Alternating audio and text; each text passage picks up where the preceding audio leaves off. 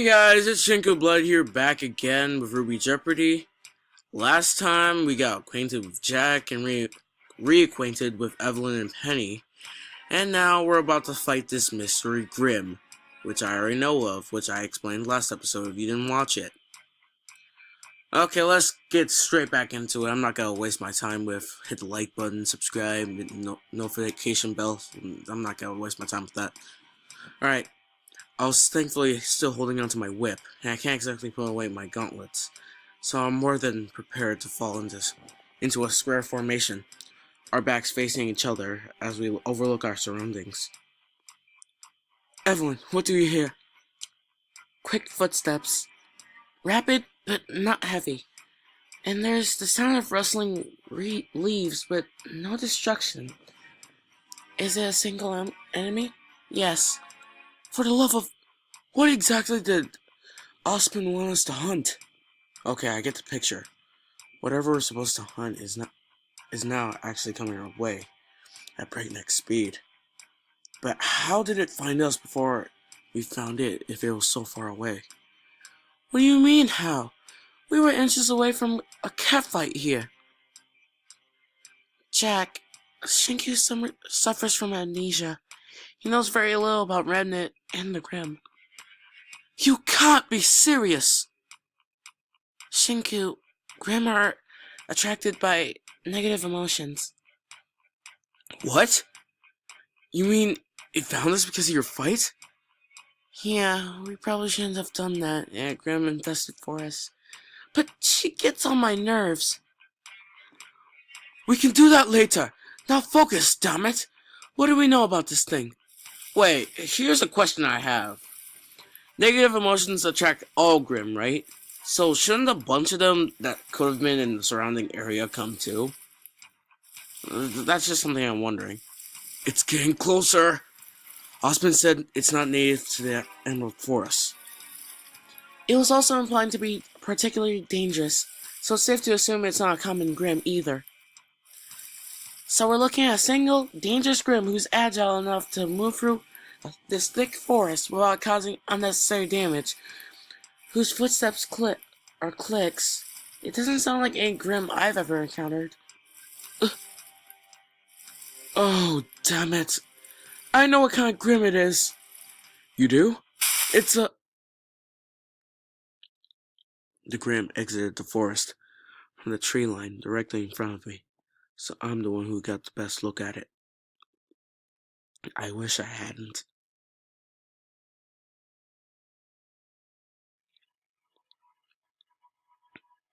The gangly figure slithers its way into the clearing. The middle legs touch the ground first, precisely sitting on the underbrush, with a nary sound, while its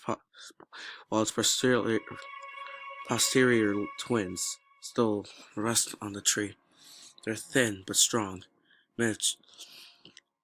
Something lucid darkness. I don't know how to say that word.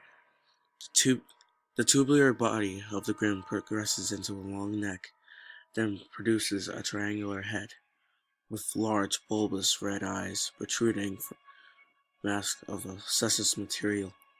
The same hard substance covers up half the body, and the entirety of its two front legs. They're bigger and thicker than the ones it walks on, split into 3 segments. The final parts raise up slowly as the Grim settles properly on the ground, like a pair of sawtoothed butterfly knives. Its mandible lowers with a sickening click, and it emits a similar hiss as it stands twice our height. What the hell is this thing? I have only faced Beowulf so far, so I'm by no means an expert. Yet I'm convinced there's something fundamentally different about this Grim. When I was facing the Beowulfs, I felt like a piece of meat about to be assaulted and mauled by a starving dog. But with this thing, it tilts its head to the right ever so slightly, and my skin crawls. I feel sized up, like he's wondering which piece to carve out first, how to avoid killing me to enjoy his meal without spoiling the meat. A terrible, skillful gourmet of human flesh. That's a wall link. We've got to get out of this thicket immediately. We need open ground. I take a step back. It takes a step forward. There's a large glade to the north of here. One of Penny's swords makes an exaggerated swivel to point to the north. The walling bristles and clicks at us. It was so creepy. But wouldn't the forest give us more cover? No amount of cover would do us any good fighting this thing. I wanted to ask why. I was about to, when the walling gives us an answer. It's walking backwards up the tree. His eyes set on us as his body shimmers with the reflected light of the sun, and then, in a few seconds, it's no more. The walling has gone from visible to translucent to one thing with the forest. This is bothering me. Oh, shit! Let's get out of here! As we burst through the tree line, I hear clicks, moving shrubbery and creaking wood from a few feet behind us. Our pursuer is foregoing its grace into pursuit of prey. It's right behind us, isn't it? Damn right it is. I'm not stopping to check. Can we even outrun it in a forest? I'm sorry that you couldn't... Duck! I couldn't even read it. Holy! We land in a roll, get back on our feet, and run past the felled tree, its top half crashing into the ground. Less talking, more running. What Evelyn said. Not all enemies will allow you to think your next move, Shinku. Sometimes you just have to act. This again. Okay. In the last time I tried to do this, I made a mistake, so hopefully, since it's gonna be a 50-50 chance now, I might make the right decision. The trees! It's coming again! Shinku, watch out! Dodge! It wasn't here where I made this mistake. Another tree falls victim to our pursuer. Better it than me, though. The wallang's front legs are sharp as steel. Glad to see that you're still in one piece. And get blood on my best clothes? Remember, though, 99% of the times you'll only have a few seconds to choose what to do. How much for it, Penny? Watch out! Can't even read it. My eyes widen as a tree, a few paces in front of us, starting to fall on its side. The damn Grim sped up in front, try to block our path. Jack hesitates, but for an instant. We can't slow down! Okay. Slide. Slide underneath it. Good idea. Let's. What? I feel my aura flaring. It's warmth pumping from my core all the way to my limbs. My body goes lighter and steps quicken, hammering at the underbrush. The tree's still falling. We're not gonna be... I can't believe we made it. Phew, I actually made the right decision this time. Yes, take that, you overgrown bug! Oh, fuck. That was me, not Jack. As we tear through the thicket at breakneck speed, I realize I'm keeping up. Whatever guess the headmaster had about me, it's true. Me and Penny have never tried to do something this intense during training, but my body is keeping up with it, keeping up with my teammates. The glade is right in front of us. What's the plan now? Depends. How do you feel, Shinku? I feel great. We made the right choices and stayed one step ahead of our enemy. I feel fine. Don't worry about me. Glad to hear it. Listen up. The moment we break out the thicket and turn around, fire everything you've got. Got it? I'm going middle. I'll aim high. I'm going low then. I may not be a good shot, but I can't miss aiming what's right in front of me. I'll join you, partner. When I count from 3. My left hand goes back pouch that Ruby gave me when she got all those crystals. I don't need to fish around, since the only kind of dust I have is fire. Battle-wise, that's a lie.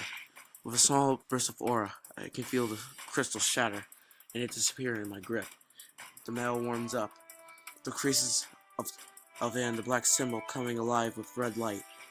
The frustrated Grim is hot on her tail, weaving through the thinner sea of trees, and crushing the smaller ones on its way. Trying to reach us before we get out the forest, and it loses its advantage.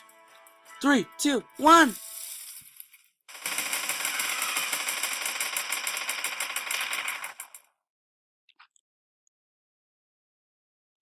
Did we get it? We got the tree line for sure. The area in front of us riddled with burns, cuts, bullet holes, and smoke. I see no trace of our enemy though. If it was dead there, it should be disappearing. Oh my god! If it was dead there, it's his disappearing carcass somewhere, right? Or does an invisible wall line stay invisible even after death? Oh, we got him for sure, Jack says with a wry grin, but no one of the girls has put away her weapons yet. Their weapons would make more sense. But it's not over yet. I turn around, and that's when I see it again. The Walling. It's still alive but heavily injured. Its back leg and right middle leg are missing, and a pair of what I can identify as insectoid wings are damaged and riddled with holes, just really trying to bend back under the white carapace on its back. It's downed and crippled. It can't get away from us this time. Pan around, team. You ready? I am actually gonna stop the recording right here and then do the battle in the next one. This is gonna be like hopefully a 20-minute episode. So yeah, I will be right back, you guys. Alright guys, I'm back and let the battle begin. Alright. I'm gonna try to get this done and over with as fast as possible. So I'm gonna hit it with a fire dust right now. I'll have Penny do a ranged attack. Holy crap, okay. I'm gonna have to determine what does the most damage. Okay. Ow. Holy crap, I'm almost dead. We got some ridiculously low health right now. Ooh, crap. Okay, that's doing damage. Yes. Okay. Now I'm gonna do a close attack. Okay, Jack took some damage. I'm gonna have Jack use some ice dust. Okay, that's doing damage. Penny and Evelyn are still at full health. I have the least health, I think, at this point. No, I'm not gonna use that again. I'm gonna defend. Penny gonna defend. Evelyn's gonna defend. I'm gonna defend. Oh, God, that hurt. But I think I could have died. Oh, 2 hits and I'm dead. This is bad. Okay. Ranged attack.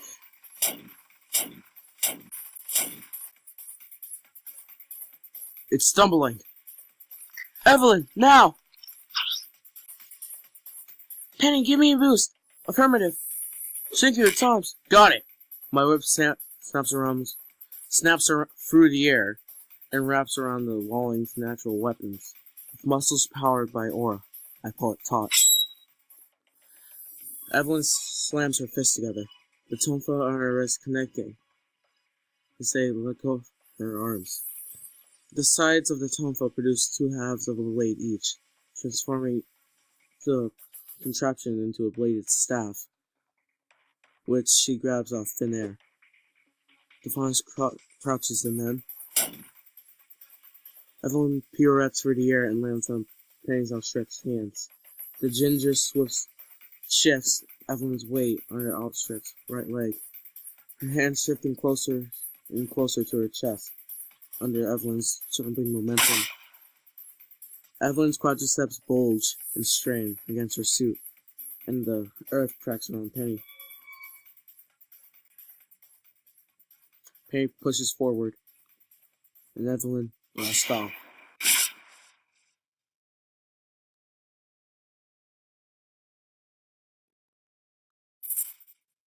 It dead. And that takes care of that. Evelyn stands up for her crouched position and separates the blade staff into two tonfas again, before sliding them back under her jacket, where they disappear. That was incredible! But, Jack, how did you know Evelyn could do that? This is not the first time we fought together. As much as I hate to admit it, she's terribly good with that weapon of hers. Oh, right. They did mention some kind of mission they went on before. Still, good job, Shinku, Penny. You acted on our clues quickly and efficiently. That was great teamwork. For real? I've never worked in a team before, so I thought... Penny, you are incredible. More than that, spectacular. Your aim was true and you didn't lose any momentum. It's like my legs were pushing off solid metal. It was no trouble at all. I just have particularly deep knowledge of momentum and forces of action and reaction. And high physical strength.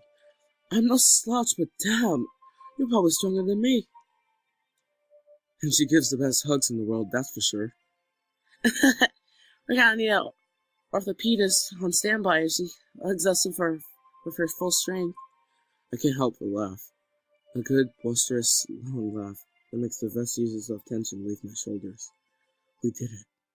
We survived the initiation and passed the test. Well, it seems congratulations are in order, children. Headmaster Osprey! You were watching? Not this closely. Oh my god! Okay,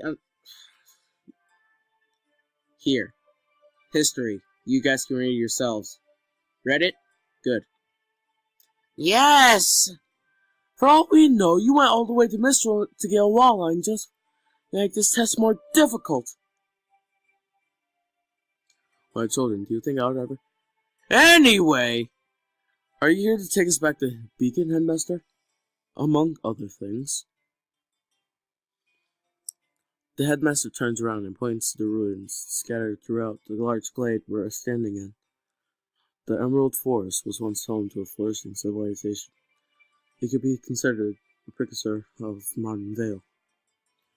But like all civilizations are wont to remnant and fail, those came after it learned from its fall, from its eternal strife and wars. And yet we repeated the same mistakes.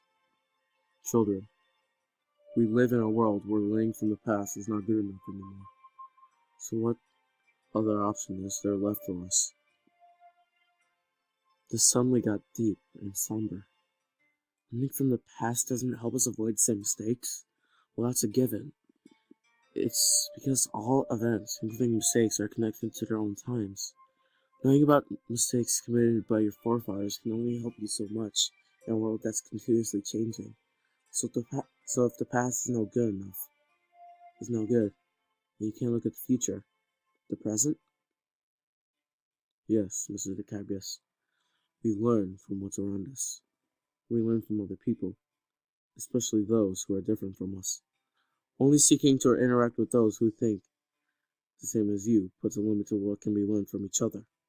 Which is why it's important to try to make ties with as many people as possible, even those you may disagree with on certain issues. Looking at you both. You four are different as can be from each other. You all have unique pasts, ideologies, and aspirations, but it's my belief that despite these differences, you will rise above the challenges before you, wiser and more united for the experience, just like you did earlier today. Checking the outfit, Penny Polendina. Shinku the Capgus. Evelyn Dameroot. From today onwards and forevermore, led by Miss Ivory, you will be Team Jade.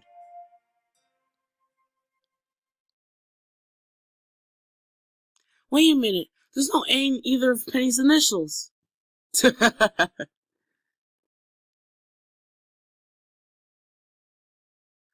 Chapter 1, Beacon, Week 1. Whew, okay. Alright, this time for sure. Yes! I've conquered you, Necktie!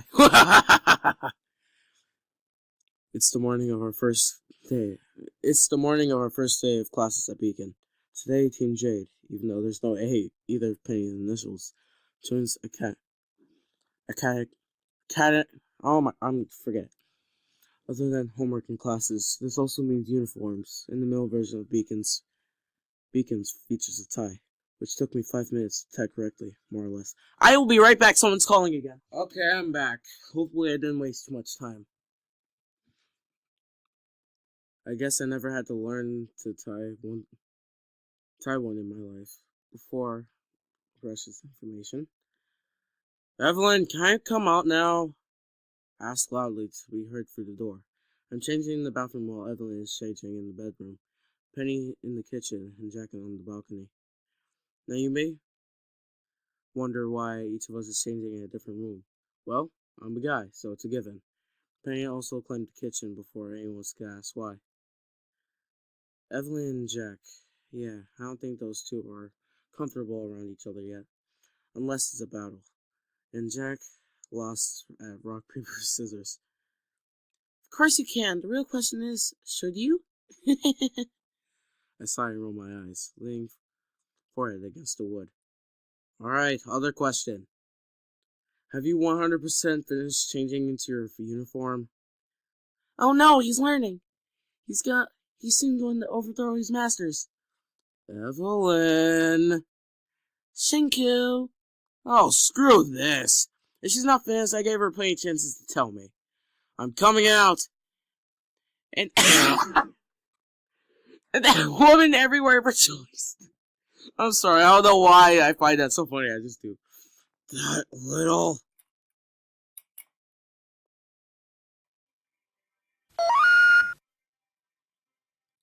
Well, she's dressed, but now I have another problem. So, how do I look? How many words can I use? Okay, I'm not gonna say that. Well, I mean, it's not like you can't notice there are no clothes on. But it's a mini skirt. Skirt is just something else. And I'm just gonna stop.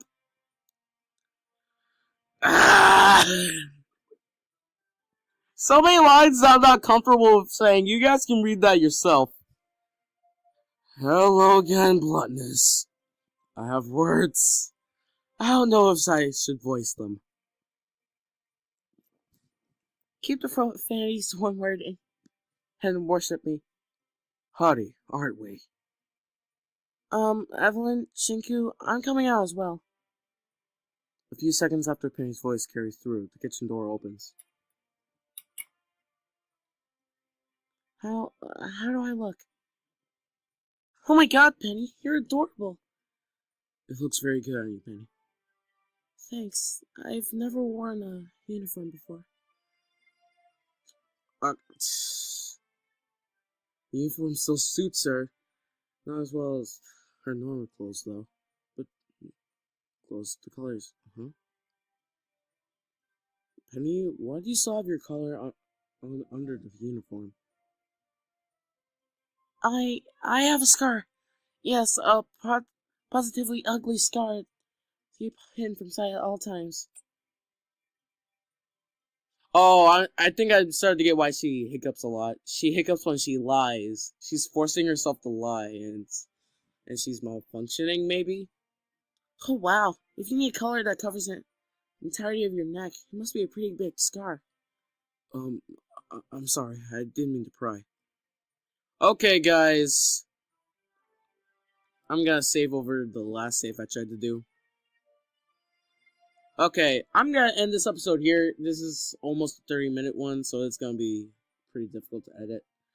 But anyways, thank you guys for watching, and I'll see you in the next episode. Bye!